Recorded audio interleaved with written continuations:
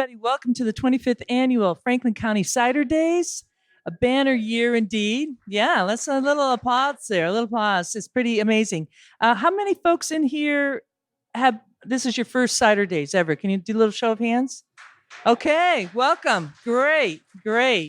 So I know there's people here from all over the map, and it's a really exciting weekend. And this is kind of like it's a premier kickoff event for Cider Day. This evening's tasting is going to be on both apple brandy from the U.S. and Calvados.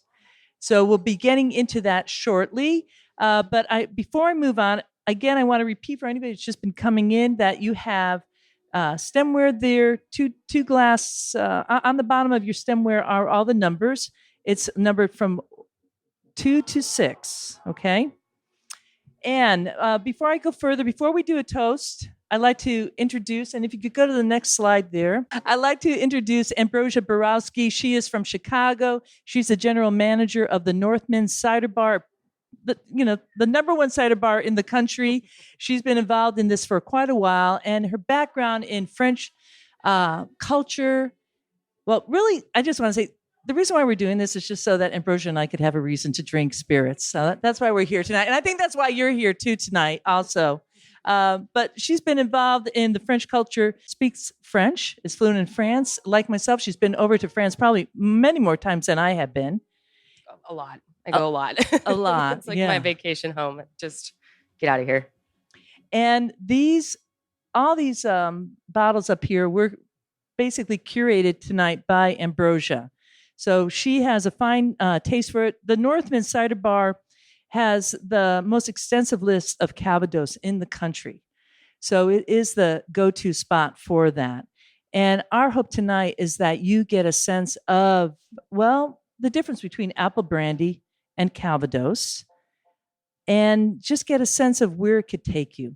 So tonight is a little bit of that journey, a first kind of stepping stone. And as far as I know, really like one of the rare events in the country for tasting this amazing spirit. And we have some amazing U.S. brandies here tonight too. In fact, there are 6 glasses for each person here, but there is going to be a 7th tasting tonight too. So as your glass gets empty, our lovely volunteers, because Franklin County Cider Days is all volunteer, they'll be coming around and giving you that 7th pour, which is a special brandy tonight from Maryland. And we have Maryland in the house. We have the makers here. Can you put your hands up here? Right over there. So Jeff so kindly donated that. A little bit about Ambrosia and myself. My name is Rhea Windcaller. I am the producer and host of Cider Chat podcast. Has anybody heard of Cider Chat out there? There's a couple of people. Okay, good. So if you don't know what a podcast is, it's a radio on demand. And I also lead Totally Cider Tours. We did the second annual New England Cider Tour yesterday. And I love spirits. So let's begin this first evening, though, with a toast. So if you could get your glass, which is the 25th anniversary glass of Cider Days. This is actually Uncle John's brandy here that we're trying. Yep, Uncle John's out of Michigan. Actually just won an award at Glint Cap for this brandy, made with his blend of heirloom and culinary apples and aged in used oak. So if we could all raise our glasses. And I'd like to salute the apple, which all began this, and also to Franklin County, to Cider Days, which was really a touchstone moment. 25 years ago, it was a one-day experience, and here we are 3 days, and we are saluting at a Calvados and apple brandy tasting. It's absolutely amazing. So cheers to all of you, to Franklin County Cider Days. Cheers.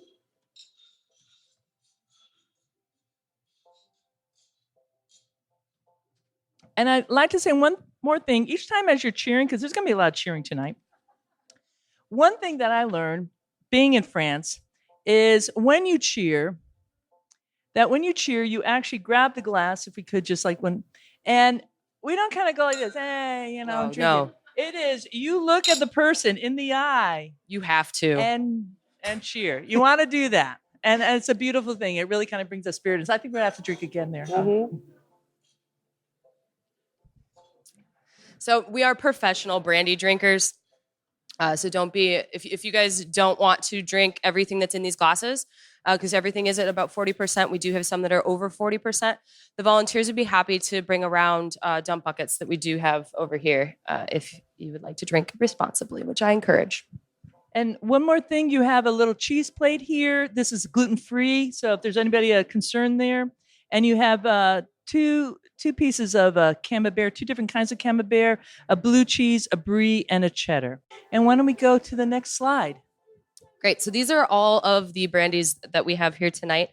And all of these were donated, by the way, all of these producers. So if you are using social media, make sure to tag them and thank them. And if you enjoy it, go buy it. We did ask them all for lists of where you could purchase it in various parts of the US. So if there's any question about that afterwards, please feel free to ask. So we have the Uncle John's Apple Brandy, which is your cheersing, your number one glass. The second glass is Ryan Hall. This is their oak-aged American apple brandy from Chicago, Illinois. Copper and Kings is number 3. These guys are coming out of Louisville, Kentucky. Of Claque Pepin is going to be 4. And this is Normandy. You have to have it made. It has to be made in Normandy in order to be called Calvados. We'll talk about that later. The Coquerel is going to be number 5. And Chauffeur is going to be number 6. And we'll go into them a little bit in more detail now or later. Yeah, as we get there. We'll get there. Yeah. Great. So we'll leave this one up here, and we'll also have it at the end if you wanted to take a photo of it or any of the bottles that are up here as well. And we should say that some of these are difficult to find. Certainly, even the American brandies could be difficult to find, and the Calvados too. But part of our hope here is that you'll start asking for that at your different places that you buy your spirits, and start bringing that in, so we could all keep on enjoying these amazing Calvadoses that are on the market. Somebody asked earlier if Calvados was Spanish, and I think that's so funny when thinking about the word and where it comes from, because it is Latin. Yeah, it's Calvados. It's not Calvados. It's not Calvados. It's not Calvados. We've gotten all of these. It's Calvados. I'm sure all of us in here are familiar with how to taste a cider or something that's just fermented. With spirits, it can be a little trickier. So just wanted to talk about a couple of the tasting points with spirits. So obviously the look, and it's a little dim in here. If it's brown, it's been barrel aged. That's pretty much all you really need to know about the look, unless you're professionally evaluating it. Now the smell. With anything that's just fermented, you typically swirl the glass a bunch before you smell it. You don't need to do that with spirits. In fact, when you swirl it, what you're doing is you're taking the volatile alcohol, the volatiles, and you're pushing them to the very top of the glass, and it's actually just going to make you smell alcohol, which is burning, and also kind of numbing, which that's the part of alcohol I think a lot of us like. So if you do accidentally swirl it, which I've been in the habit to do, especially if I go from a cider to a spirit, you can just blow on the top, and it'll push the alcohol back down. If you can't get any sort of smell off of it, then a gentle roll is the most appropriate, because it is so high in ABV. Now, when you bring it to your nose, what you're going to want to do is you want to keep your mouth slightly ajar and breathe in like that. And what that'll do, you should try it. Try it with keeping your mouth open, and try keeping your mouth closed. When you keep your mouth open, what you're doing is you're allowing the airflow to prevent you from just smelling the ethyl alcohol. So it's going to allow you to get more different aromas, which brandy aromas, someday I'll have a wheel. But brandy aromas, you're getting things that are kind of similar to whiskey, because you do have the barrel aging component, but you do have some things that are very specific to brandies. You're going to obviously have more fruit notes, but you can also get a lot of different types of sugars like caramel, butterscotch, apple tart, licorice, molasses. Floral notes can still be there, and you'll get things like resin, sap, mushrooms can even be there, depending, and you'll see the more the mushroom and more the vegetal when we get up into the Calvados, because of how they ferment. But just keep that all in mind when you're smelling and thinking about how it makes you feel, how it smells. So after you smell it, it's time to taste. Now, with brandy, you always want to take 2 sips. The first sip is to shock your palate or equate your palate or get your palate ready, because it is such a high ABV. And if you're not used to drinking something that's so strong, you have to acclimate, like jumping into a pool almost. So take the first sip. That's pretty great. And then the second sip is the one where you can start to think about how the brandy is presenting itself. And with brandy, you don't want to do that thing that you do with cider or wine where you swish it around and suck in oxygen. You don't need to. It's 40%. What you want to do is you want to chew. And if you've ever had a French man yell at you about chewing your brandy instead of slurping your brandy, you'll never do it again. You feel that tingling sensation. It can tell you a lot about the brandy as well. But just really get in there and let your whole mouth experience the brandy. And then the last thing for the taste is going to be the finish. The finish is going to give you more flavors. The finish will also tell you about tannin, talk about maybe the apples that are being used or the barrels themselves as well come out with the finish. And then lastly, I think you need to imagine. So part of that is imagine where that came from.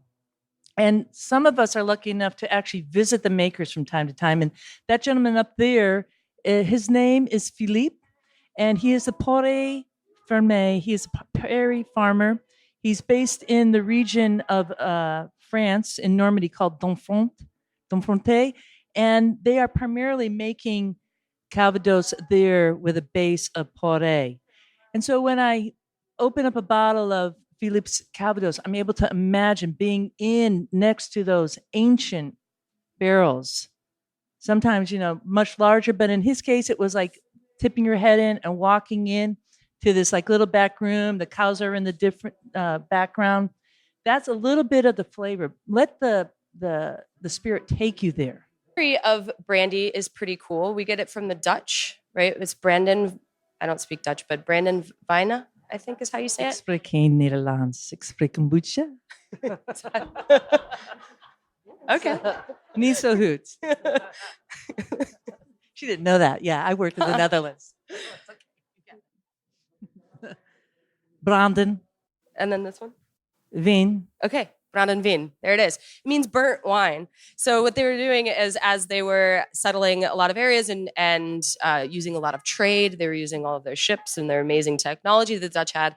And in order to save space on the ships, they would put a distilled version of wine into the barrels, ship it to its location, and then water it down to get it down to that ABV that they were looking for. But then they realized over time that the distilled wine was just as good as it was, and they didn't need the wine anymore. So burnt wine came into Branden wine, which became brandy.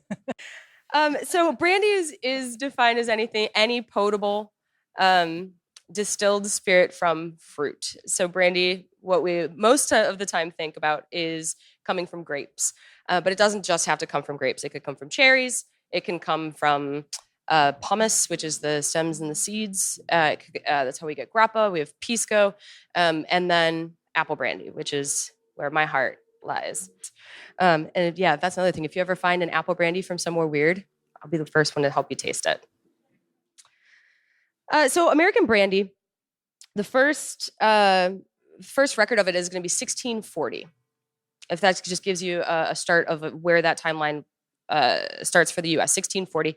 In France, it's 1553. So it's actually not that far off from each other. And so what happened in the U.S. is that you have a lot of people bringing all of their apples over. We all know this from our history of bringing their apples over, bringing their stills over, and making apple brandy. The problem with the sustainability of the brandy market was that because it's so seasonal in a distillery, you're only really doing it during 3 months out of the year. When the harvest comes in, you're fermenting, distilling it, and you're done. So it's not a year-long operation for a distillery. And so as history went on, it became smaller and smaller of a priority for a distillery, and especially when Prohibition happened. During Prohibition, there were seven brandy distilleries that were able to keep their license open and give medicinal brandy out. And so that helped. That helped. But even Laird's, which a lot of people associate with one of the biggest apple brandy distillers, they couldn't distill. They actually went to fully non-alcoholic. And then right after Prohibition, Laird's was one of the first to get their distillery license back and start distilling again after Prohibition. But it never really picked back up as far as our history goes. And we know this about cider. We've all talked about it. But it wasn't until the 80s that you started to see these distilleries pop up with this new movement that was going on. You have St. George that opened up in Armida in 1982, Germain Robin 1983, and then Clear Creek up in Oregon was 1985. And so that's when we started to see apple brandy come back. Another thing that happened is the craft distilling started to become popular. And if you're craft distilling and you're able to make vodka and whiskey and all these other products, then you can carve out some space to do some fruit brandies as well. And so that's helping the American brandy scene grow. So the next one that we have here is Ryan Hall. These folks are in Chicago. They are close, dear friends of the Northmen and myself. They get their apples from Illinois and Michigan. They bring all their apples on site, and then we all get together and do an apple crush, and it's really gross and it's really fun. But they throw the full apple into the shredder, and then they take all of the crushed apples. They don't press them. They go straight into the fermentation tanks, and and this is the German style of apple distillation, from what they've told me. And so they ferment it on skin with the apples in it, and then they pump that straight into the still, and they are fermenting with particles in or not fermenting, sorry, distilling with particle in. And they have a combination copper pot still, and they have 4 plates on it, so it helps them control it just a little bit better. They're aging for about 12 months in new bourbon, and you'll really be able to taste that with their product. How do you guys like this one? Cool. The history of Calvados has its complications as well. They had a couple of wars that they went through up in Normandy, and it was in 1942. It was right between the wars that all of the distillers got together and gilded to make sure that they would save their heritage and their brandy making. They almost all just use, especially the small ones, just use a copper pot alembic still, just like cognac. It's very similar in that process. In fact, they borrowed a lot of their rules from cognac because cognac was already doing it, and why reinvent the wheel? Now, we all know that the region and the climate is really going to express a lot on an agricultural product. The climate in Normandy is going to be mild summers and cold but not frigid winters. The climate ranges anywhere from 52 degrees Fahrenheit to like the mid 70s. So it's very temperate. And they have about the same rainfall that Wisconsin does. So those things combined really make it a prime growing region for apples. If you don't remember your geography, Normandy is at the very top of France. France is almost like a pentagon, and Normandy is at the very top. Apple production and brandy making used to be made throughout the entire country until some stuff happened with Louis XIV. See me after if you want to talk about Louis XIV. And it isolated apple production up to the very north. But it made the most sense, too, because apples grew better there anyway, and apples are better, and it's better up there anyway. So it worked out just fine for them. And if you think about its geographic location, it's also right across the water from south of England, which is, as we know, another great apple growing region. So the climate just really makes sense there, and they've been doing it for so long that they've got it down to a science. Climate in the U.S. is going to be a lot different because it is huge. We have a lot of different regions here. We have a lot of places that we can grow apples.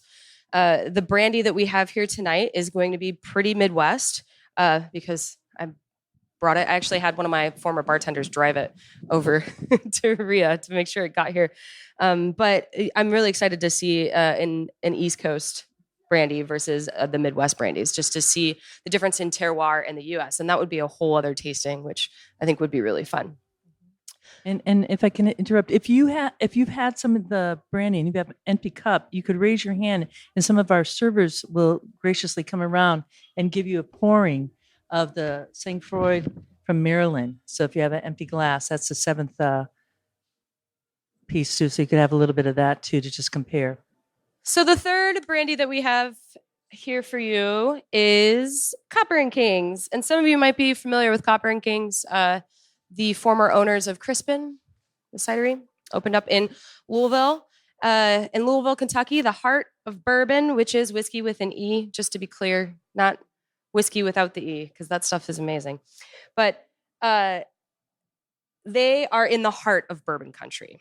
And to be a brandy distiller in the heart of bourbon country, post-prohibition, can be a little difficult. They are pretty heavy-handed with the barrel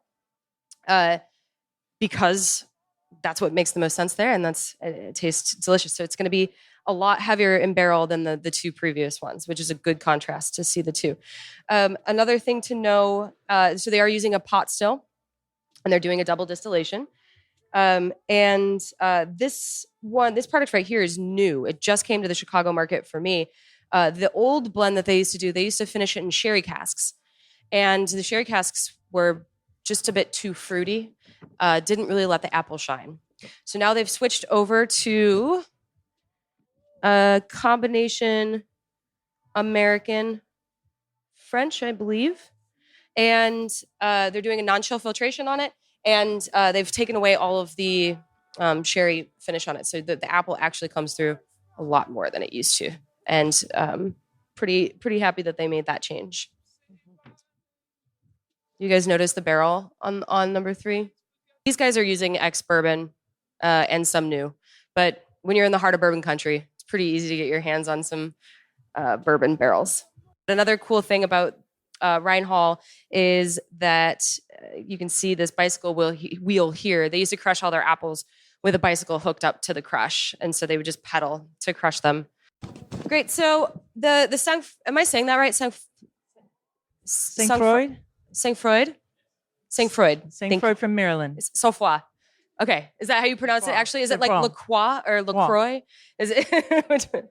Okay. Sauf-Foy. So this is Grimes Golden, made from, it's 100% Grimes Golden. Great. And it is at 41.6%, so it's just a little bit stronger. Twice distilled in an alembic still, copper pot. Wild yeast. So you're using all wild yeast for it? It's 10 months old. Okay. Where's your orchard? Cumberland, Maryland. Western Maryland. This is a single varietal brandy, which you don't see very often. Brandies tend to be blends. I mean, sometimes grappa will do that. Sometimes grappa will be single grapes. But it's interesting to see this popping up. I'm wondering if it's going to be a trend or if people will start to do this more of using single varietals. Thank you again for sharing this with us. Thank you.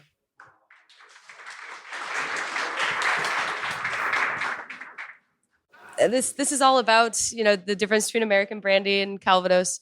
There's a lot of protection. If they didn't double down on these regulations, especially with those wars going on, it would be in a different state. This also makes it more uniform, so you know what you're going to get. And maybe that's exciting about American brandy, is that it's a wild, wild west, and you can pretty much do whatever you want and call it brandy. But maybe there's some comfort in knowing that when you get a $30 bottle of Calvados, you know exactly what's in there because they have to, especially if they have their AOC. And so here I'm looking at just regular AOC regulation. I've got 3, 4, 5, 6, 7, 8 different laws on what you're allowed to do. And I did omit 5 of them that were just, we don't care. They're very specific ones. And then if you look at their Pays d'Auge regulation, which I believe the Chauffeur is no, do we have a Pays d'Auge? I don't think we do. But it's a more strict regulation and has to be done in a very specific area. That adds 1, 2, 3, 4, 5 more rules, 5 more laws about that. In American brandy. We have apple brandy, maybe designated as Applejack. And then the only actual law is that blended Applejack is now defined, and this is because of Laird's specifically, that at least 20% apple distillate with neutral grain spirit, and it must be aged for 4 years in used bourbon barrels. So it's like a blended scotch. That's what a blended Applejack legally is. There's only one person making it, and it's Laird's. But that's it. That's all the rules that we have. That's all the regulation that we have. And so we run into these confusing things in American apple brandy, which Applejack being one of them. Applejack legally can be used in tandem with apple brandy, but Applejack could also refer to fractional freezing of cider. So if you leave it outside and scrape off the water, has very minimal amounts of alcohol in it, and you can keep scraping off the water until you get a higher and higher ABV. It's not really done in practice. It's definitely not done commercially because it's not safe. But then at some point during colonialization, the South was really doing a lot more of calling it apple brandy and doing a distilling, and the North was doing Applejack. And then at some point, it all got mixed up and they became interchangeable. So it can be really confusing on that.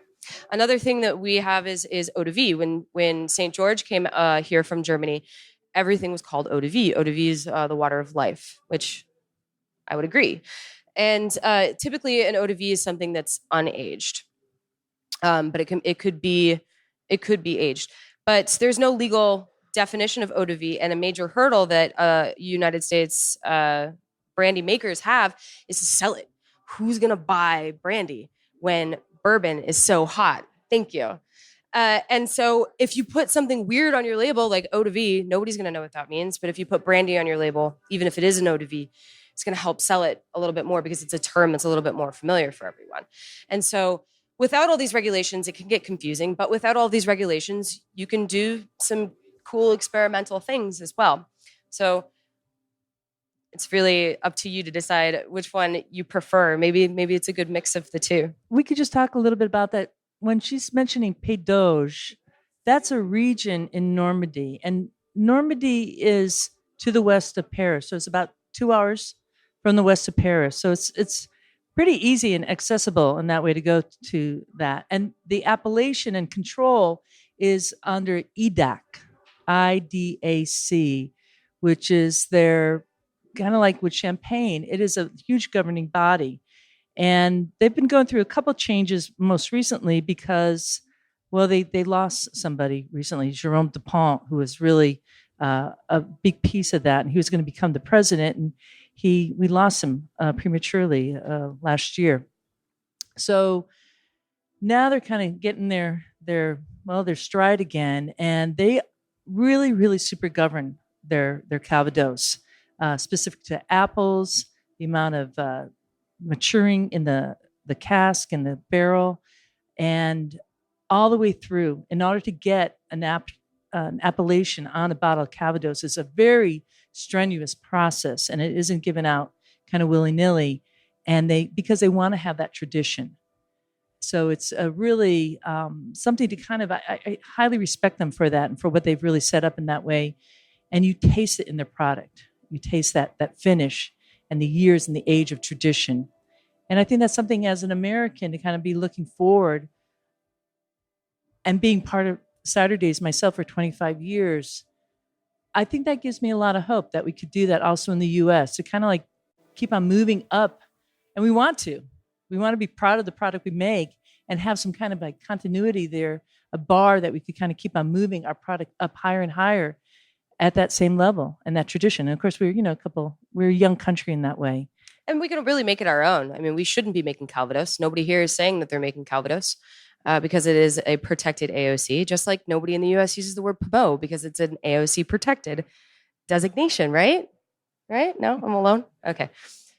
It's true, though. It is an AOC. But I think it's very important for us to embrace our apples, our culture, and what we're doing, and having a slightly different product, American apple brandy. We're not doing Calvados. We don't have to. They're doing it already. But it's cool to see a single varietal. I'm really excited about that. Yeah. And a little bit about Pays d'Auge. Their Calvados has to be made with, 75% Calvados And then- is 70% phenolic varieties, maximum of 15% acidic, and they have to be local, comprised of at least 20% of a nearby orchard. And unfortunately, we don't have any tonight, but maybe next year at Cider Days, we'll have some from D'Enfronte, which is just south of Pédoge in Normandy. This is just another region. They're in Appalachian, and they are making their Calvados with Poré or Perry. And right now, they're using 35% of Perry, blending it with a cider blend to make their Calvados. And having visited there, it's a very small group of farmers who are making Calvados. Probably I could count 10 on my hand, and that's it, that are really part of their own, what they call a band. You'll hear that a lot from Europeans, a band. It's kind of like a committee. And like that earlier photo of Philippe, the Perry farmer, he can't get rid of that Calvados. He's like, how can I do that? And I'm thinking, well, we'll just keep on having drinking parties like this, and I'll go over there. But it's very interesting. They have different regions over there, all in that same region, and different scripts that they're playing by. And with the Poré, it is, I keep on saying, why don't you just make it with 100% Poré? And I think they're kind of scratching their head saying, yeah, it's just, they've just been following the script, and I think it's going to be changing. Mm-hmm. Yeah, pear brandy is amazing too. Oh, it's amazing. Before we start talking about stills, which are beautiful, amazing things, we can get into the Calvados. So now we're going to hop on a boat and go over to Normandy. Now we are number 4, which is Claque Pépine. Great. So this is Claque Pépine. It is named after the apple, which it's an apple variety that the seeds click inside. You can actually hear them rattling, which is where that came from. They use a mobile still. They still haven't invested in their own. And so if you see right here, this bottom left, this is the one at Christian Giron. That's his old one before it blew up about 8 years ago, severely hurting the distiller. You guys don't understand how dangerous stilling is. It's very high pressure. It's a lot of heat. It's very dangerous. He lived, thankfully, but so they discontinued the still, and now he has a big alembic. He has one large one, just like the one you see there. That right there on the other side is Boulard. They have 8 of those. I walked into that distillery and I was like, no way, you guys don't distill here. This is so pretty. It's like a Woodford Reserve. If you guys have ever been down there, it's just like it looks like a dummy distillery. I'm like, this is just way too clean. But it's beautiful. It's an absolutely beautiful site. Boulard is one of the bigger Calvados companies. They're owned with 2 other kind of conglomerates, which is Pierre Maguire and Lecomte. And so they're all the bigger guys. But when I say bigger guys, I don't mean like Miller Coors or AB InBev. We're still talking about Calvados, which is a tiny, tiny little category. So they're not big and evil, but they're just bigger than a lot of the other family ones are. Anyway, Claque Pépine. The Fiend is going to be very young and bright. And as far as age statements go, it's very similar to how Cognac is. So for anything that's 2 years or above can be called Trois Étoiles, just 3 stars. Fiend or Trois Pommes. So they're using 3s a lot, but they're talking about 2 years. The next age statement up would be a Vieux or Réserve, and that's going to be a 3-year or plus. The VO or the Vieux Réserve is 4 years or above, and we've heard of VO from Cognac. We have VSOP, which is 5 years or older, and then Hors d'Âge, Napoleon, Extra, XO, and Âge Inconnu, which is 6 years plus. So these age statements have to talk about the youngest eau de vie or eaux de vie in the bottle, but they can be as old as they want them to be. And sometimes it can get really frustrating as an American. We're like, how that's an XO. How old is it? Like 30, or they called it, who was it? I think it was Roger Gru. They call their Hors d'Âge, Hors d'Âge is what, 4 years? They call it an Hors d'Âge, but it's made with 30-year-old juice. And they're like, well, then why don't you just say that it's 30-year-old juice? And they're like, no, because it just tastes like an Hors d'Âge. They're like, but what does that mean? Okay, yep, that's fine. So they do have to have these minimums, but Calvados can just have a feeling. And so sometimes the age statement will reflect that. It's very romantic, isn't it? Yes, so we're at a fiend on this one. So we're going to get a lot of bright apple flavors, very young. I like my Calvados very young because I love that apple to be maintained and to really shine through. Can you guys taste the difference between the French and the American? Is it a strong contrast? The cuts? Not the cuts, but the gravity coming off the still and into the barrel. But they've been doing this for so many generations that you're taught to do it from a very young age. So they're making they're a little more familiar with making their cuts. And that's, I think, why it's a lot smoother. I have had some Calvados with some really bad cuts. It does happen, but it happens less often, for sure. Should we just talk about what cuts are? Yeah. So your cuts are, so when you're distilling, you have different temperatures that you're starting to move the liquid through. And at various temperatures, you remove water, alcohols. It's a lot more scientific than that. But what you're doing is you have your heads, or the tête in French. You have the heart, which is the corps, and you have the tails, which is the, I think it's droit. It's not the same word. And so by each temperature, you have these three different things. The heads at the beginning of the run usually get taken away from the hearts, and then the tails get discarded as well. So the center cut, the one that's closest to ethyl alcohol, is the one that you want the most, that tastes the best. When you say that they make good cuts or they make bad cuts, so sometimes if a distiller wants more product, they'll cut. They'll wait to cut out the heads or the tails. They'll add more of the heads or the tails into it so that they'll have more product. And sometimes this can taste not ideal. But if you can afford it and if you're really good at it, then you can narrow that the heart section down to be very small and be very nice quality. We have another slide here. Why don't we go that and just show another still there? Yeah, so these are column stills or hybrid stills, and those are pairs down there. Those are all Bartlett's. This is at St. George. They have 6 stills in their place. And you can see that there's a copper. They also have a traditional copper pot too, right next to the column stills. But this Brandy distillery is absolutely gorgeous, and it smelled great that day, and the pears were delicious. But so you can choose to use the plates or the pot stills. With a hybrid still, you can choose how to do it sometimes. And some of the French makers are still using wood burning stills, and they aren't wanting to let go of that. And there's a little bit of a generational push on both ends. The new generation is coming up and wants to modernize, and the older generation is like, no, the temperature's not going to be right.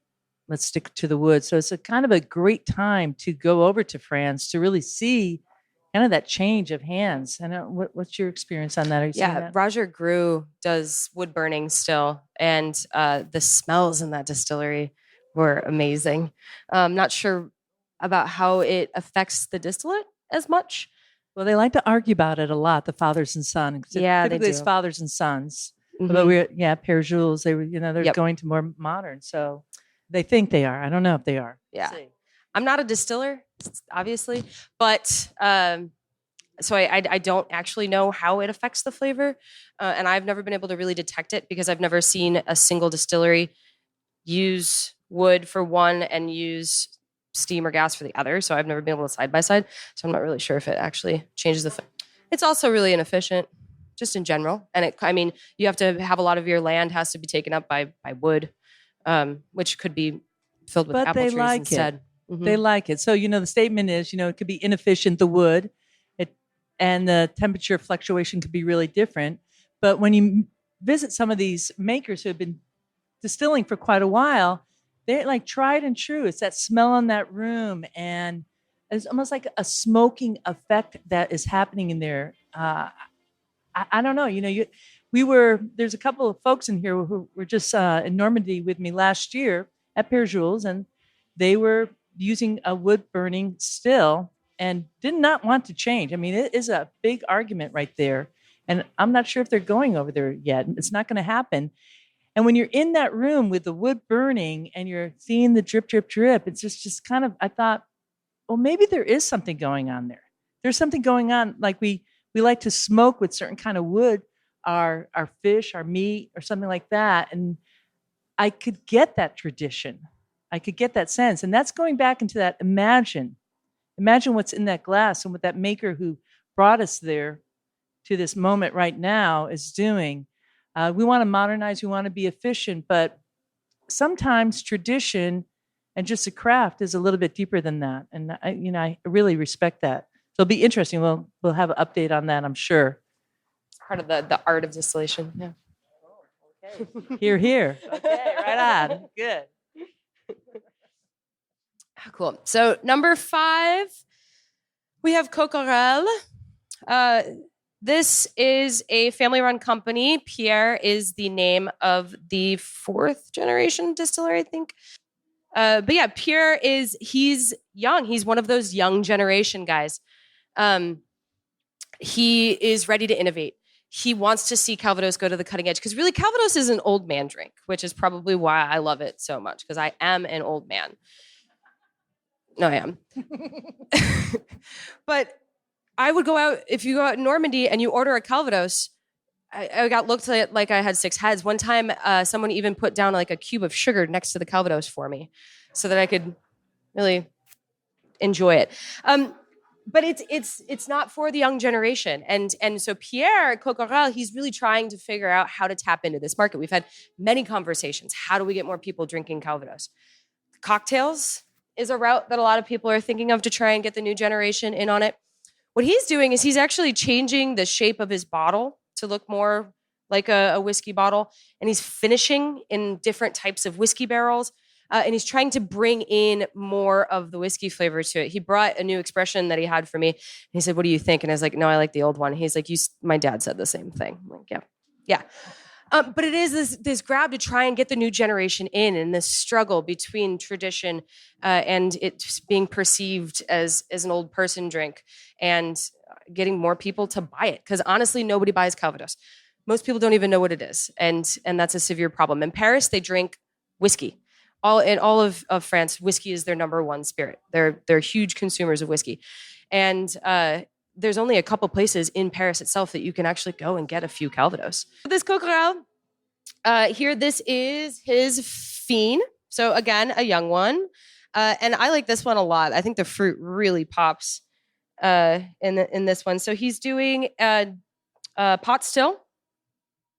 And Coquerel is located down near the Donfrantais region. It's actually pretty far south in Normandy. And so he wants to start working with more pairs, which would be really cool to see. And that region, just so you know, so there's Mont Saint-Michel. And so this is south of the Normandy, like D-Day beaches that are so well known from World War II, unfortunately, well known, but nonetheless, a very historical spot. And so it's like inland from Mont Saint-Michel, outside of Avarache, and in between there. And if you've been to Normandy and you know Musée de Poré, they just redid their museum there like in 2016 or so. So it's all in that area, really. So if you go to the Mont Saint-Michel, it's a nice place to visit if you can. Mm-hmm. So a question about the barrels earlier, specifically in the Fiend. He's using 5 to 15-year-old barrels that have only ever contained Calvados. And that is a big... Let me go to the next one. I think it's under here. Yes, maturation. Ta-da. So with Americans, they're using a lot of ex-bourbon. In Calvados, they're using used Calvados barrels. And that's going to have a big difference in the flavor as well. It's more of a neutral barrel, more of a living, breathing organism that the Calvados gets to hang out in. And not so much of an imparting of flavors. Another big thing with Coquerel, which I think is really cool and something that we should all probably think of, is that they're really trying to become more eco-friendly. Distilleries are extremely wasteful. And over the past 3 years, he's reduced his gas emissions by 30%. He's installed new burners that are more efficient. And he's doing a lot to try and make sure that he can save and sustain and not add to all this climate change. Yes, a question, Nicole. So let's just repeat the question. The question is, are the French Calvados keeved? No. 9 times out of 10, no. They treat cider for Calvados completely different than cider. They just put it in the corner, and they're like, no, that's for distilling. They're not drinking it very much.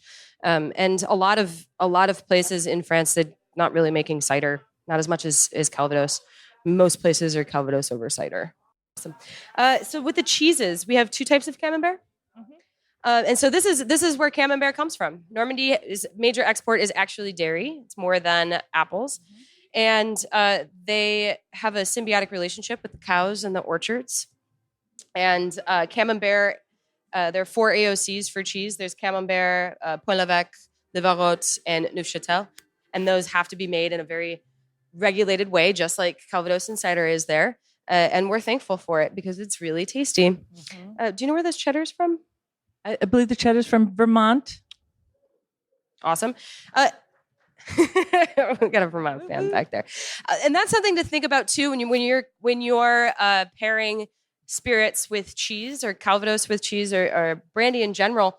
They tend to do a little bit bolder of a cheese with a little bit of a older spirit is loosely how it goes.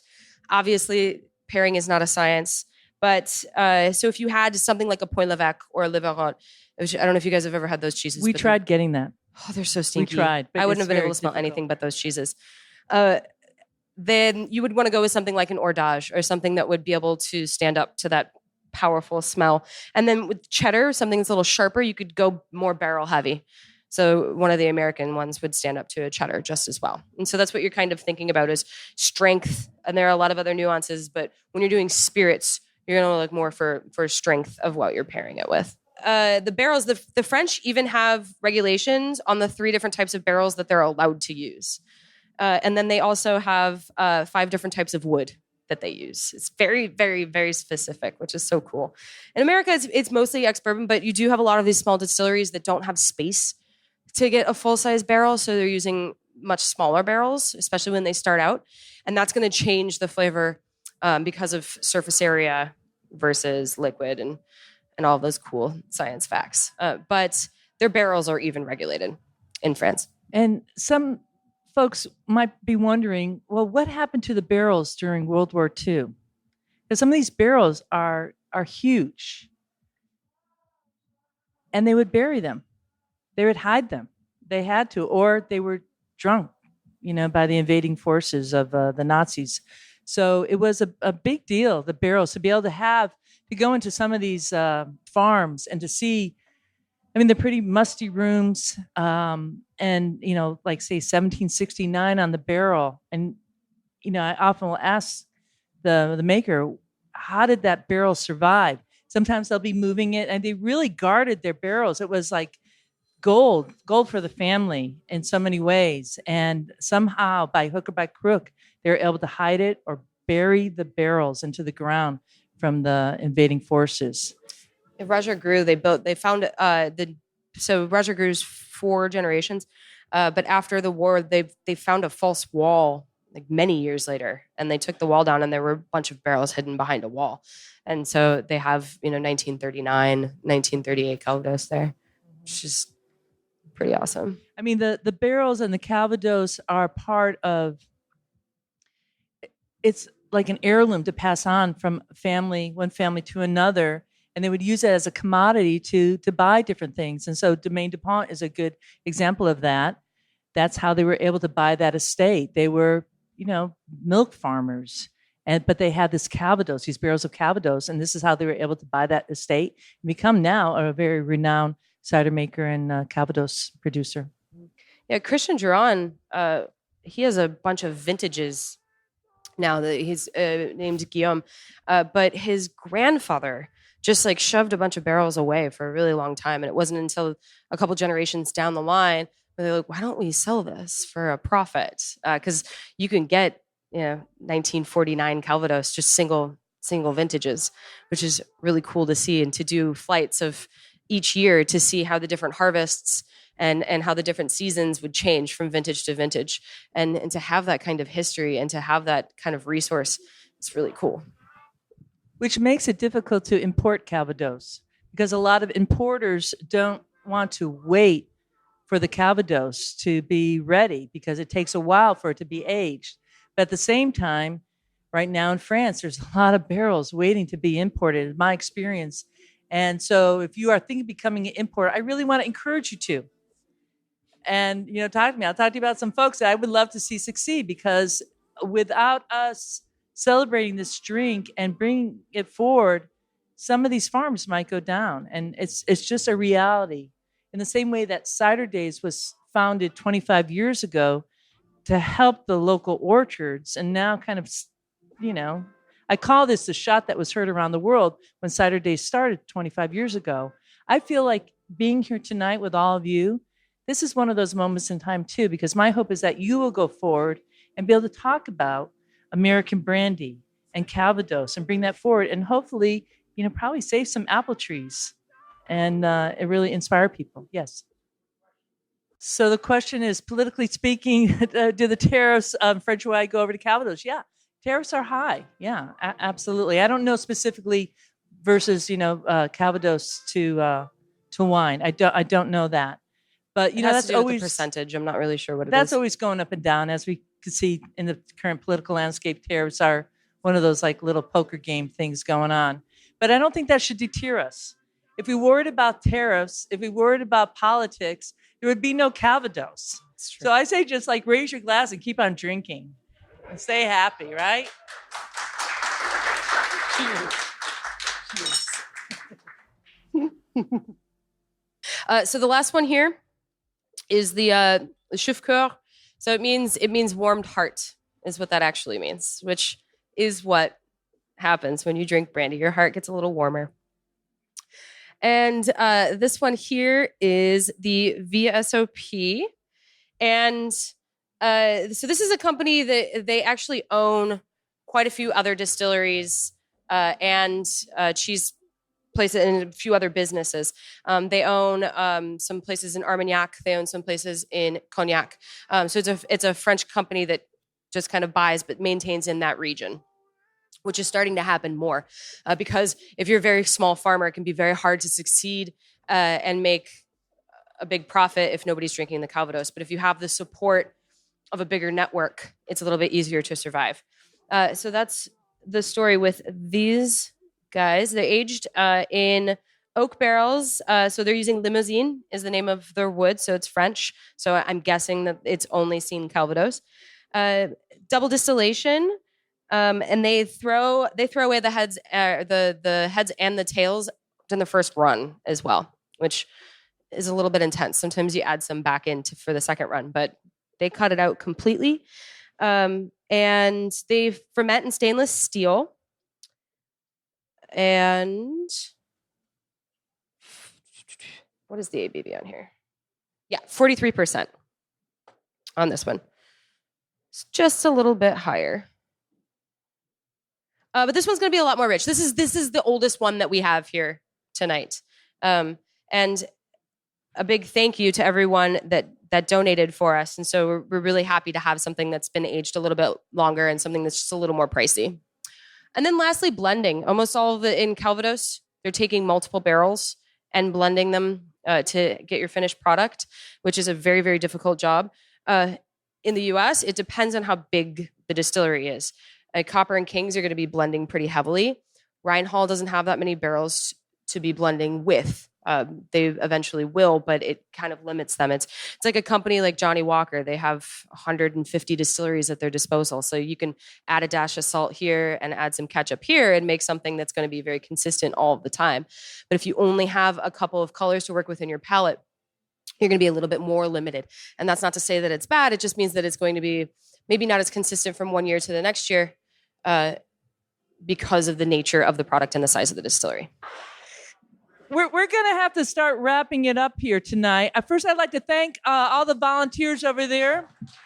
Thank you. They did an amazing job setting up all this and all your plates. I'd like to thank all of you for all coming here from all over the map. Thank you very much. Ben out there with his unicorn and Hawks and Reeds for hosting us tonight. Ambrosia Borowski from the Northman. Thank you very much. And Ria. Thank you. Cheers. Thank you.